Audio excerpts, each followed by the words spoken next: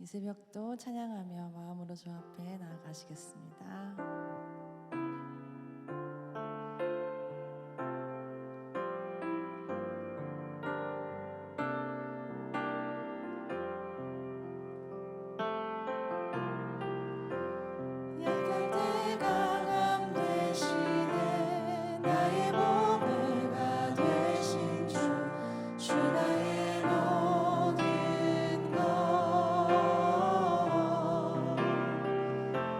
주 안에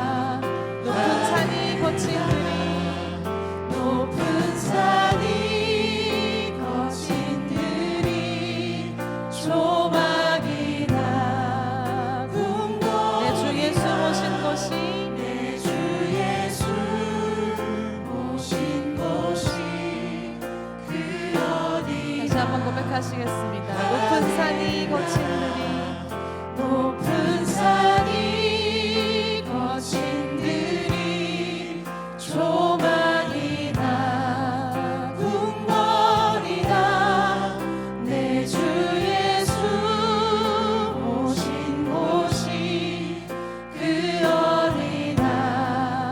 할렐루야 찬양하세. 할렐루야 찬양하세. 내 모든 죄 사함받고 주 예수와 동행하니 그 어디나. 할렐루야 찬양하세. 할렐루야 찬양하세. 내 모든 죄 사함받고 주 예수와 동행하니 그 마지막으로 찬양하겠습니다. 할렐루야 찬양하세. 할렐루야 찬양하세. 내 모든 죄 사함받고 주 예수와 동행하니 그 어디나 하늘나라. 다 함께 자리에 일어나셔서 모든 영광을 하나님께 찬양하시겠습니다.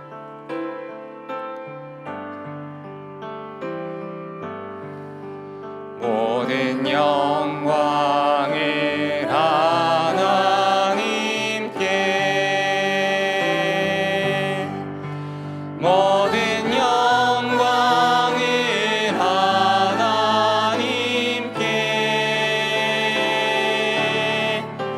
온 마음과 뜻 다해 주 사모합니다. 모든 영광을 하나님께. 예수님 찬양 받으소서.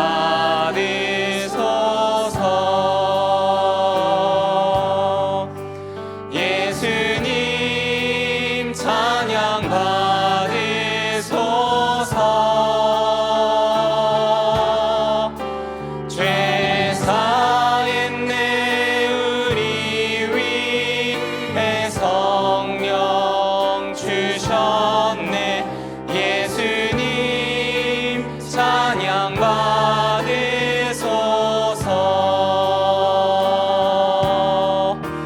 위로의 성령님이시여,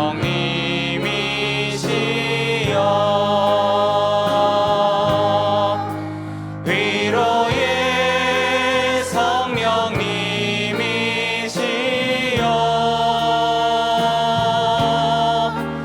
우리 안에 계셔서 늘 인도하셨네. 위로의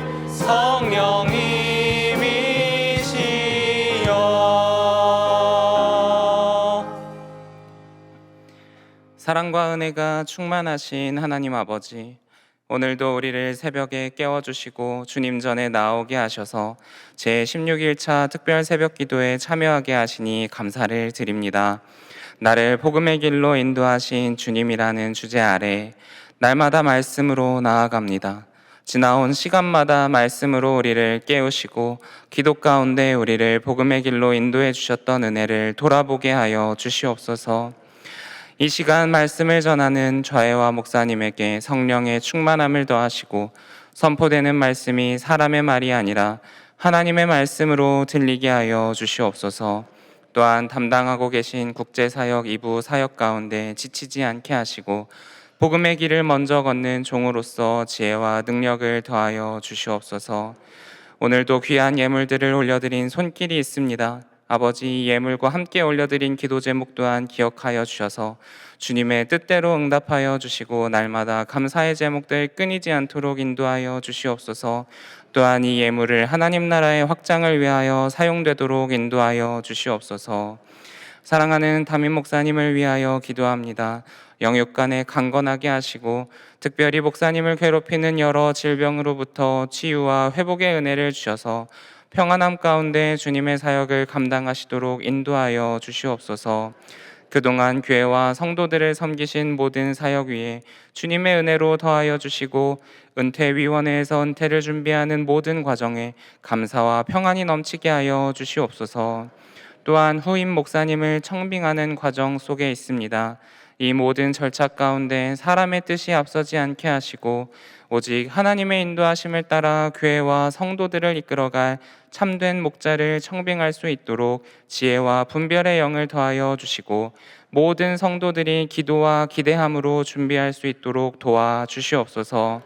감사를 드립니다. 오늘도 주님께 드려지는 모든 순서마다 주님께서 함께하여 주시고 은혜 베풀어 주시기를 간절히 소망하며 오늘도 우리를 복음으로 인도하시는 예수 그리스도의 이름으로 기도하옵나이다. 아멘. 할렐루야. 오늘도 이 자리에 새벽의 자리에 나오신 모든 성도님들 주님의 이름으로 환영하고 축복합니다. 이 시간 서로를 축복하는 마음으로 앞뒤 좌우에 계신 모든 분들과 함께 인사를 나누겠습니다. 주님의 평강을 기원합니다. 한 번 더 인사하십시다. 기도하면 됩니다.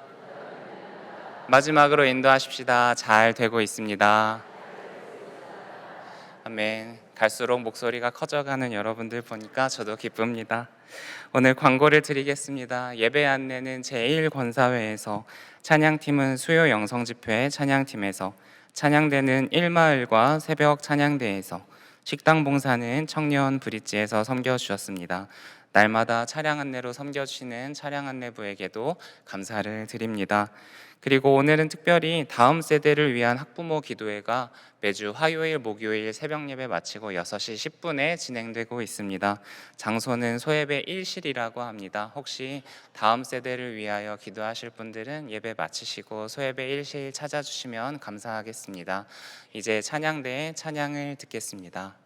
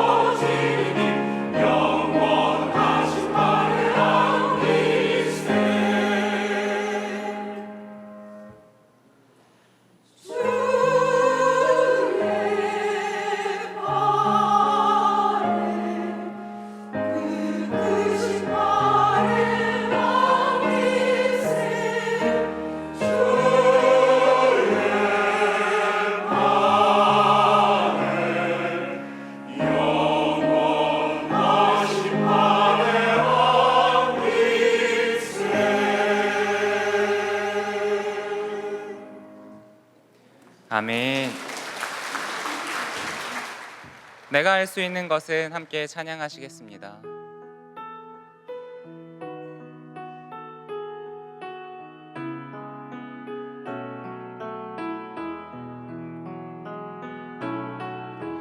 내가 할 수 있는 것은 오직 감사와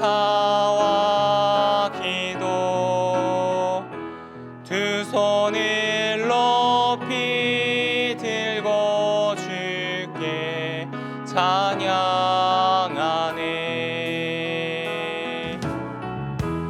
내가 할 수 있는 것은 오직 감사와 기도, 두 손을 높이 들고 주께 찬양하.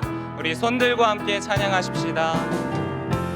내가 할 수 있는 것은 오직 감사와 기도, 두 손을 높이 들고 주께 찬양하네.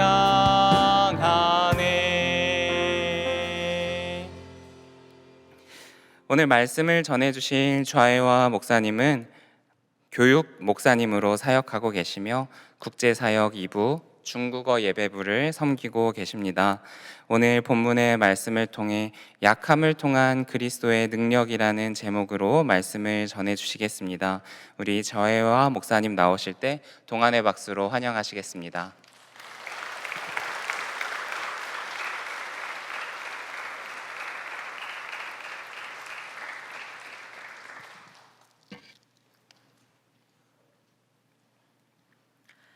오늘 하나님께서 우리에게 주신 말씀은 고린도후서 12장 5절부터 10절까지 말씀입니다. 고린도후서 12장 5절부터 10절까지 말씀입니다. 한 절씩 교도하시고 마지막 합도하시겠습니다. 내가 이른 사람 위하여 자랑하겠으나 나를 위하여는 약한 그들 외에 자랑하지 아니하리라. 내가 만일 자랑하고자 하여도 어리석은 자가 되지 아니할 것은 내가 참말을 함이라.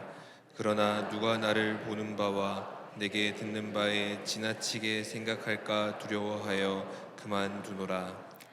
여러 계시를 파는 것이 지극히 크므로 너무 자만하지 않게 하시려고 내 유체에 가시고 사탄의 사자를 주셨으니 이는 나를 쳐서 너무 자만하지 않게 하려 하심이라.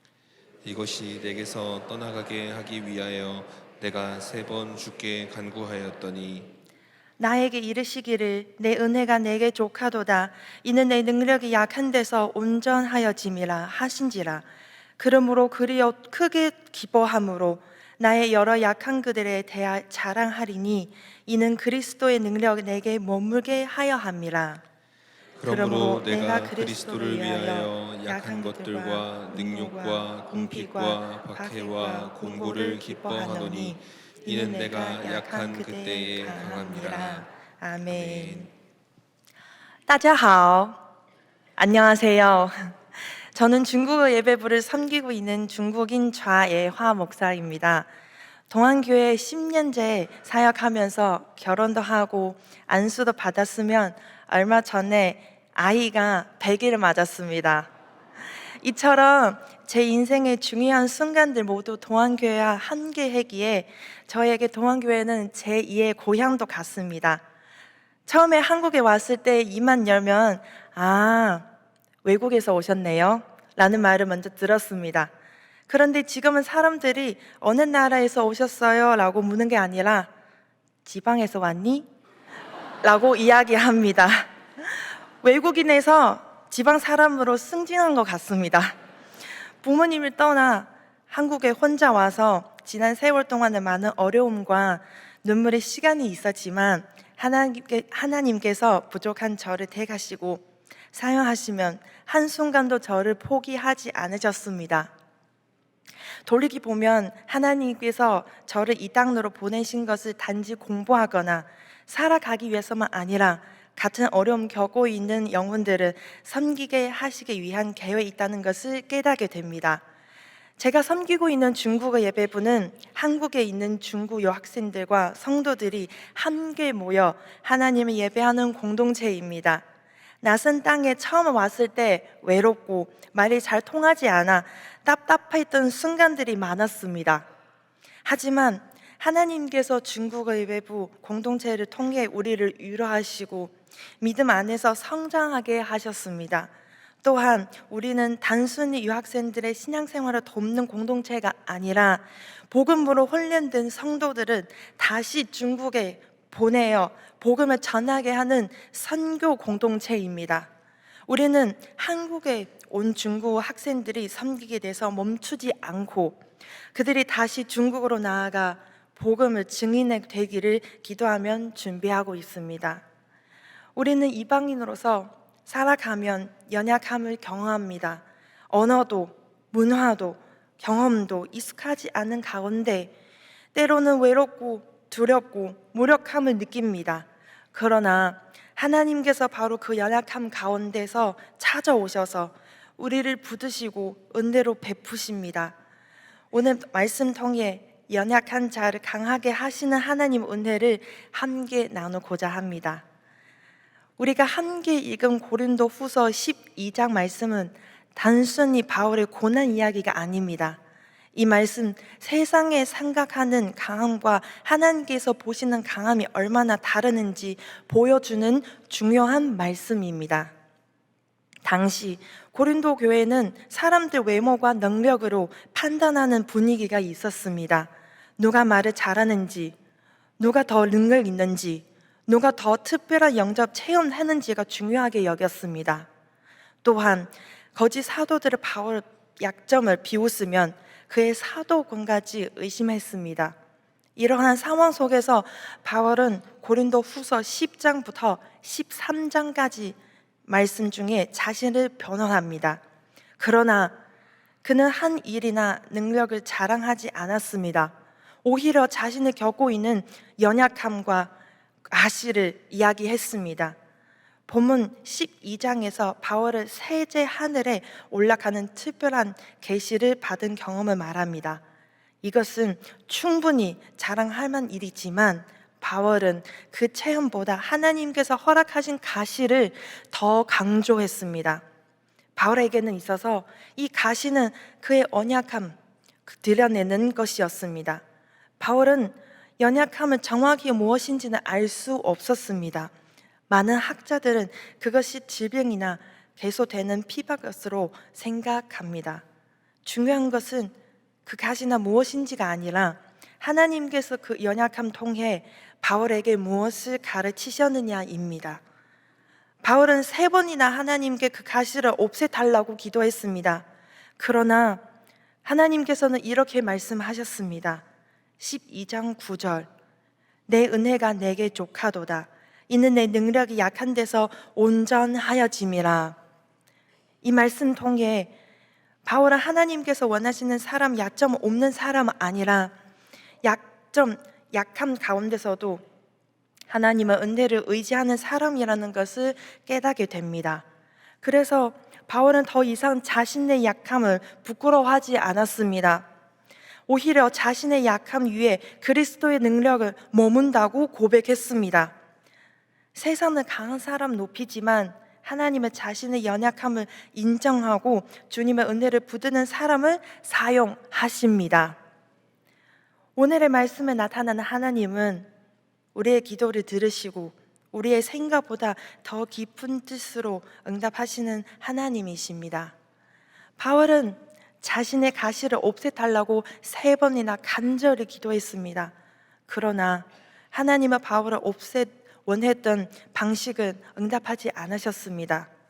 가시는 그대로 남아 있었고 고통도 계속되어 있습니다. 하지만 이것은 하나님께서 바울을 외면하셨기 때문에 아닙니다. 오히려 하나님께서 바울을 누구보다 사랑하시기에 더 깊은 은혜 자리로 인도하고 계셨습니다. 하나님은 바울을 받은 큰 계시 때문에 교만해지는 것을 원하지 않으셨습니다.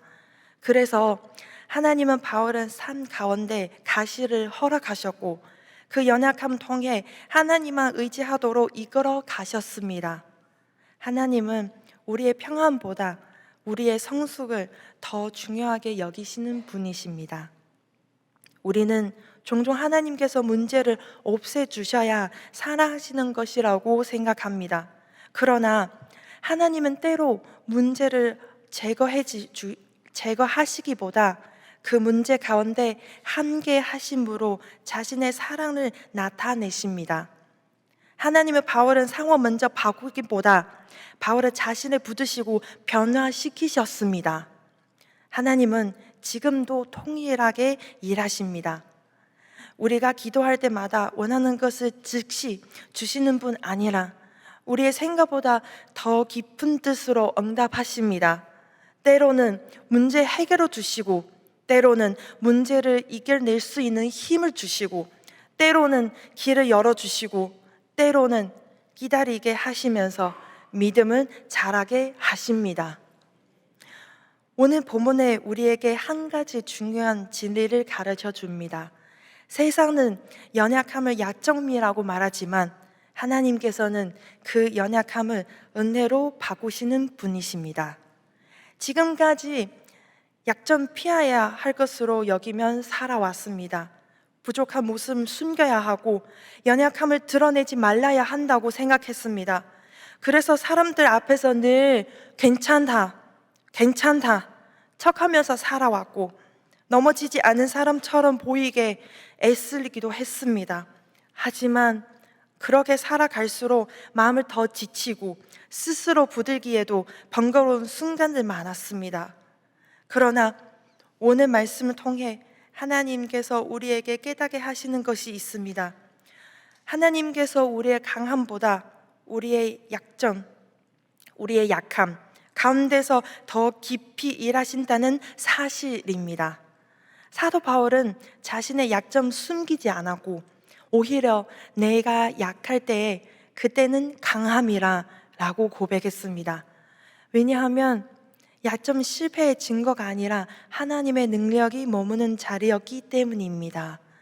하나님께서는 완벽한 사람 찾으신 거 아니라 하나님께서 의지하는 사람 찾고 계신다는 것입니다. 돌아보면 우리 삶에도 쉽게 해결되지 않는 문제들과 아픔이 있었고 그들이 빨리 사라지기만 원했습니다. 하지만 하나님은 문제를 없애는 것보다 그 상황 속에서 하나님의 더 붙드는 믿음은 우리에게 만들어 가고 계셨습니다. 이제는 사람들 앞에 인정받기 위한 강한 척하면 살아가는 것보다 우리의 약점, 우리의 연약함 속에서도 하나님께서 일하신다는 것을 믿으면 살아가기를 원합니다. 하나님은 우리의 기도보다 우리의 필요를 더 잘 아시는 분이기 때문입니다. 우리가 무엇을 원하고 있는지 물론 무엇을 우리에게 가장 필요한지도 아시는 분이십니다. 그래서 하나님은 언제나 우리가 구하는 대로가 아니라 가장 선한 길로 응답하십니다. 제가 중학교 1학년 때 어머니께서 담임 목사님과 함께 개척하신 교회는 한국 선교사님을 도움으로 세워져 어느덧 300명 정도 출석하는 교회로 성장해 있었습니다. 하지만 예배 시간에 반주할 사람 없었습니다. 이는 항상 온 교회의 기도 제목이었습니다. 그런데 어느 날 한 한국 교환 학생 자매님이 저희 교회에 오셨습니다. 2년 동안 반주로 섬겨 주시겠다고 하셨습니다. 그렇게 처음으로 피아노로 반주가 있는 예배를 드리고 있었고 온 교회가 찬양 가운데 눈물을 하나님께 예배를 했습니다. 오늘 금요일 저녁에 기도회 찬양 시간에 제 마음에 한 가지 질문이 떠올랐습니다. 이 자매님이 한국에 돌아가면 누가 반주를 할까? 그때는 제 마음에 한 음성이 들려왔습니다. 就是你. 하나님께서는 그 당시에 저한테 중국어로 말씀하셨습니다. 바로 너야. 바로 너야. 저는 속으로 대답했습니다. 저는 안 돼요. 저는 음악을 배워본 적이 없어요. 부모님 목회하느라 배울 수 있는 형편도 아니에요. 저는 아닌 것 같아요. 그런데 그 음성은 계속해서 더 분명하게 말씀하셨습니다. 就是你,就是你,我要使用你. 바로 너야, 바로 너야. 내가 너를 사용하겠다. 저에게 반주는 어쩌면 바울의 가시와 같이도 같은 것이었습니다. 하고 싶지 않았고 여러 번 피했었지만 하나님께서 주시는 마음 때문에 순종할 수밖에 없었습니다. 예배가 끝난 후 용기를 내어 그 한국 자매님한테 찾아갔습니다. 당신이 꼭 가니까 내가 피아노 배우고 싶어요. 가르쳐 주세요. 제발. 그렇게 저는 피아노를 배우기 시작했고 6개월 후 자매님은 한국으로 돌아가셨습니다. 그 이후는 저는 교회에서 제가 반주를 맡게 되었습니다. 하지만 저는 곡을 끝까지 제대로 반주하지 못했습니다. 제 손도 또래 친구보다 작았고 충분히 연습할 수 있는 환경도 공부 때문에 시간도 없었습니다. 저는 반주를 그만두고 싶어서 하나님한테 여러 번 기도했습니다. 바울은 가시를 제거해달라고 3번 강구했던 것처럼 저 역시 이 부담을 내려놓게 해달라고 기도했습니다. 무엇보다 저는 너무 연약해서 늘 마음속에 이런 싸움이 있었습니다. 하나님, 정말 제가 할 수 있을까요? 저보다 더 잘한 사람도 많은데 왜 저를 사용하셨을까요? 저는 하나님의 부르심 믿으면서도 한편으로 늘 흔들리고 두려워했습니다. 바로 그 시기에 어머니께서는 매일 새벽기도 마치 돌아오면서 제가 집에서 깨기 전에 머리부터 발끝까지 손을 얹고 기도해 주셨습니다. 하나님, 이 아이의 머리에 지혜를 부어주세요. 하나님, 하나님의 말씀이 아이의 귀 평생 말씀 들리게 해주세요. 하나님, 하나님의 찬양이 늘 아이의 입술에서 흘러나오게 해주세요. 또한 이 아이의 손을 사용하셔서 피아노로 하나님을 찬양하게 하시고 교회를 섬기게 해주세요. 반주가 없는 곳마다 이 아이의 그 자리를 채우는 도구가 되게 해주세요. 그때는 어머니의 기도가 어떤 의미인지 잘 모르겠습니다. 하지만 지금 돌이켜 보면 하나님께서 그 기도를 한 번도 잊지 않으셨습니다. 저를 한국까지 인도하셨고 학부에서 신학과, 기독교 음악학과 복수 전공으로 졸업하고 신학대학원 거쳐 지금 기독교 전문, 기독교 음악 전공 박사 과정 수료하게 해주셨습니다. 하나님께서 제가 생각하지 못했던 곳에서 그 기도를 이루어가고 계셨습니다.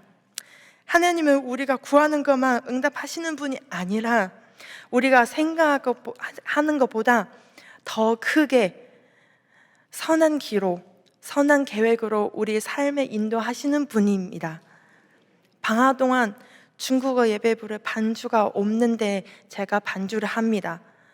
또한 한국에서 중국 연합 예배에서 찬양 인도를 기회를 허락해 주셨고 지금은 중국의 신화교에서 온라인으로 경배와 찬양 과목을 가르치고 사역자들 섬기고 있습니다. 이 모든 과정은 제가 잘하는 거 아니라 오직 그리스도의 능력입니다. 목사, 목회자 아내, 그리고 교수 되는 것이 제 꿈이었습니다. 하나님께서 그 꿈을 이루어 주셨습니다. 하지만 앞으로는 어떤 자리에서도 하나님의 쓰임을 받게 되더라도 쉽게 교만할 수 없습니다. 왜냐하면 제 마음에 여전히 하나님께서 처음에 들려주셨던 가시 같은 음성이 남아 있습니다. 바로 너야, 바로 너야. 그 부르심 앞에 저 자신을 온전히 드립니다. 하나님의 뜻에 순종하면 끝까지 충성하는 중이 되기를 소망합니다. 오늘 말씀 제 삶에 적용하려고 합니다. 주님께서 주신 부르심 앞에서 더 이상 두려워하거나 낙심하지 않고 순종하며 나아가기를 원합니다. 하나님께서 바로 너야 라고 부르셨기에 앞으로도 교회 안에서 중국 유학생들 더욱 사랑으로 섬기면 하나님의 말씀으로 양육하고 격려하겠습니다. 단순히 한국에서 신앙생활을 돕는 멈추지 않고 졸업 후 중국으로 돌아가서 건강한 그리스도인으로 살아가면 복음의 증인이 될 수 있도록 돕겠습니다. 사실 설교를 준비하면서 경희대학교 주변으로 나아가 전도를 했습니다. 그러나 전도는 생각보다 쉽지 않았습니다. 많은 부끄러움과 두려움이 있었고 여러 번 실패를 했습니다. 하지만 교회 주변엔 너무 많은 중국인들 살고 있습니다. 저는 이곳에 하나님께서 저에게 맡기신 선교지라고 생각합니다. 제 어장이라고 생각합니다. 앞으로는 만나는 중국인들에게 담대히 복음을 전하면 하나님께서 보내주신 영혼들을 사랑으로 섬기게 주님의 인도하는 일에 충성하겠습니다. 오늘 하나님께서 여러분에게도 말씀하십니다. 바로 너야. 바로 너야. 부족하다고, 할 수 없다고 주님의 부르심 거절하지 마십시오. 하나님께서 맡겨주신 작은 일부터 순종할 때 우리의 약함 속에서 하나님의 은혜가 충분해지고 그리스도의 능력이 온전히 드러납니다. 사랑하는 성도 여러분, 우리에게도 가짜의 가시가 있습니다. 가시를 뽑아 달라고만 기도하지 마시고 그 가시를 통해 하나님의 영광을 돌리기를 소망합시다. 오늘도 우리의 삶을 통해 그리스도의 능력이 나타나고 우리의 가정과 사역, 일터와 학교 가운데 하나님의 은혜가 흘러가기를 축복합니다. 기도하시겠습니다. 은혜의 하나님 아버지, 오늘 말씀 통해 우리 약함 가운데 역사하시는 주님의 은혜를 깨닫게 하시니 감사합니다. 주님, 우리는 연약하고 부족하지만 주님께서는 우리를 포기하지 않으시고 붙드시면 사용하신 줄 믿습니다. 우리의 기도를 들으시고 우리의 생각보다 더 깊은 뜻으로 응답하시는 하나님을 의지합니다. 우리가 스스로 바라볼 때는 부족함과 연약함만 보이지만 하나님께서는 그런 우리를 향한 바로 너야 라고 부르신 줄 믿습니다. 때로는 우리의 기도대로 응답하지 않았더라도 하나님의 선하신 뜻을 신뢰하게 하시고 우리의 약함 가운데서 주님의 은혜를 충만하게 경험하게 하옵소서. 예수 그리스도의 이름으로 기도드립니다. 아멘.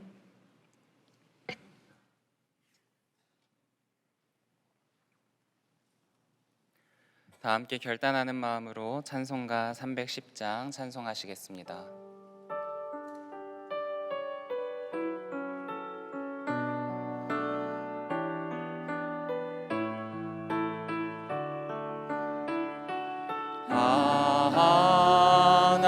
하나님의 은혜로 있을 데 없는 자 왜 구속하여 주는